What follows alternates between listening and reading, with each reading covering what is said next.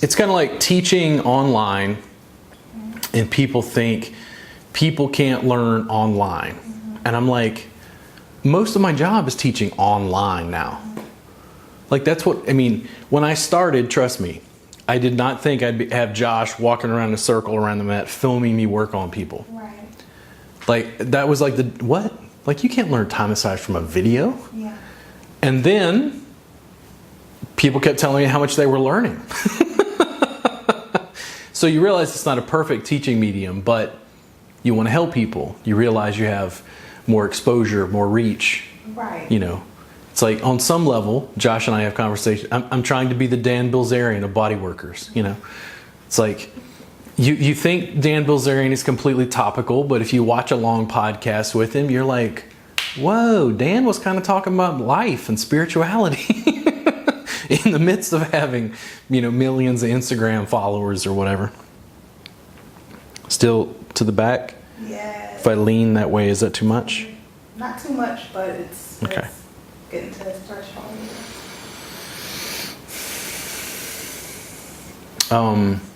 So we have a subscription service. The subscription service is $7 a month. We just launched, DeAndre, if you did not know this, a free trial. It's free. It's like, hey, come on in, it's free. I saw that. And people are going, but you can't teach people who don't have a license. And I'm like, what? Like, I'm not checking licenses for $7. Right. Like, it's just information. What do you care? Like, maybe guys learn to work on his wife. Right. What They're they like, choose to do with it is on them. But the massage therapists have this thing where it's like this ivory tower. Like, guys, the reason people have all these misconstrued ideas about our trade in the sex industry is because you're not educating people. Right. And they're like, bah.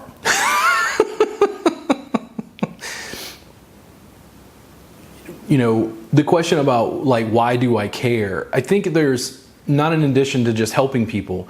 There's a fiscal component as well. Like, it actually slows down my business. And I see the massage industry as being very insular. They're not looking at other industries. All of the entrepreneurship in the massage industry mostly seems to come from outside.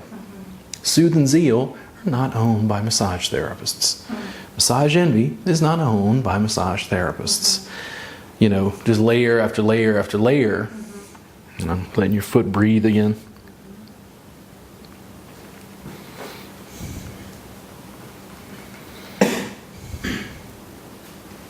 Is your leg gonna fall off? No. You're like, too much. Too much on that one leg. No, it's actually good. I mean, look at all this flexibility and range I have that I did not have before. Yeah. Yeah, it's a big difference. Yeah. I'll do another pass, just a little bit higher. So I think the stakes are high. Like, if I realize if people get it, I can help more people and I can make more money. But then when I get more money, it's not about me having a palatial estate and a Lamborghini. It's about me taking that money, reinvesting, and helping more people. Right. That's just who you are. Yeah. Right there? Yes. Okay. Oh, yes. And then I'm going to, if I go just a little bit posterior again, Yes. still better? Yes. Okay, let me reposition just a little. That way? There we go. I keep thinking about Elon Musk and the Boring Company. Yeah. The tunneling company. Yeah. And it's like, okay, Elon Musk has been, developing electric cars that are the best in the world. he's and the safest in the world. He's designing spaceships because somebody's got to do it. And doing all these crazy things, and then he humorously hates traffic to the point that he is willing to build a tunnel under a city to fix it. Mm-hmm.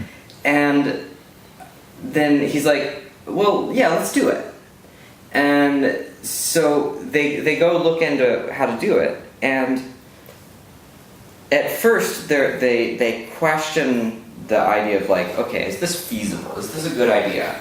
And they're not sure. And they go, okay, so the best way to start is probably just buy a tunnel, like a machine. There's a machine you can buy that builds tunnels. And he So he buys one of those machines, and he conveniently happens to, have a bunch of aerospace engineers that work for him, and people who build spaceships and electric cars. And some of them were like, "Hey, this sounds like an interesting project." So what he did was he just said, "Okay, you guys just go ahead and take all of our new tech and update the boring machine." In other words, they aren't inventing something new. They're just coming into an industry, tunneling, that has never had innovation for like several decades. And they just take what they have from their other tech companies and update this machine. And they now, in the space of in less than a year, I think, they became one of the fastest tunnel boring companies in the world. I don't know if all my info there is spot on correct, but the gist of it is there. Yeah. And it's that they were able to look outside of where they were and take what worked and apply it to their own field, or to their new field. And it's like, I don't know, what the most efficient innovation that you can do is just take something that works and put it in a different location.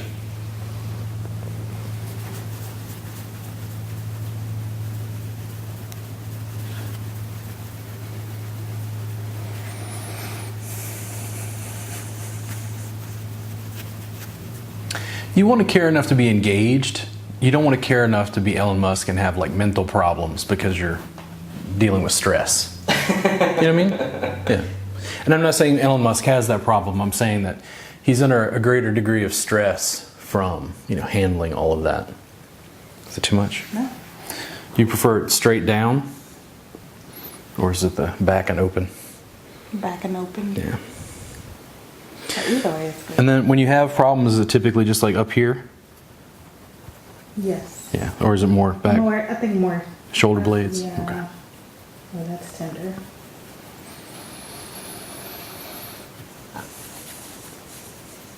And all I had to do to innovate was like move people around and mash on them. They're like, "Oh my God, he doesn't use a table." It's like, this isn't new. I didn't create this. It's not what you're used to. Yeah. Right there. That's good right there. Yeah.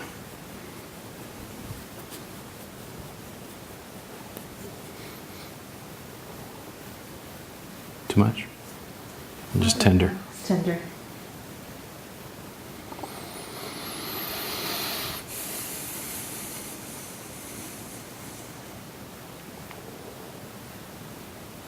It's like as an artist, I would think about somebody like Prince. Because he had a long career, was he ever satisfied? Was he ever happy with what he created? Like as good as it was, I think part of the artist bag is like Picasso wasn't finished. He just kept making art. Mm-hmm. It's like, okay, one, do I enjoy making it? Mm-hmm. Do I enjoy it? Then, okay, you put it out, other people enjoy it, buy it, whatever, great. But like spending the rest of your life sitting down thinking, "Oh, I could have done that album 10 years ago a little bit better." Yeah, my favorite album, Yeah. I just read an interview of the guy that made my favorite album. Mm-hmm. And it's been like maybe 10 years or so since then. And he's like, "Oh yeah, I cringe every time I hear that album now." Yeah. it's like my favorite album. What is it? It's called Passive Me, Aggressive You by The Naked and Famous. It's not a super well-known band, but I like them. They make me happy. Head forward for me just a little bit. There we go. And like all this through here, tender? Okay. Trent Reznor in his first album, he can spot all the flaws with that one. Yeah. But Well, it worked. When I made the first workbook, I was painfully aware of what I didn't know. Yeah. And I went, hold on, man. You can't... you know more than the people reading it. Just go. Just start. Like, do you know enough to get? I'm like, oh yeah, no, it's fine. So I made it, and it's like, how often do people write me and like complain about that free workbook? Almost never. Right. Yeah. Yeah. Dance instruction actually gets this right, where they actually assign There. There we people go. who are one level up to instruct the people that are one level below them. Yeah. The teaching is staggered, literally, where you're just one level above your students. You're not some master that's teaching. You're just one level above, and that's all you need to be. You don't have to know everything. That's good. Too much? It's a good way of saying it. No, it's Or you're coming on what he's saying. yes. Yeah. Do you prefer the jostle or holding still? The holding still. Okay. If I change the And then angle, maybe alternating. like down, I mean towards your neck or like towards your feet? Towards my feet. Okay. One of my favorite college professors got his job that way, actually. Somebody asked him if he could teach a course. He's like, oh, sure. He was always one chapter ahead of his students.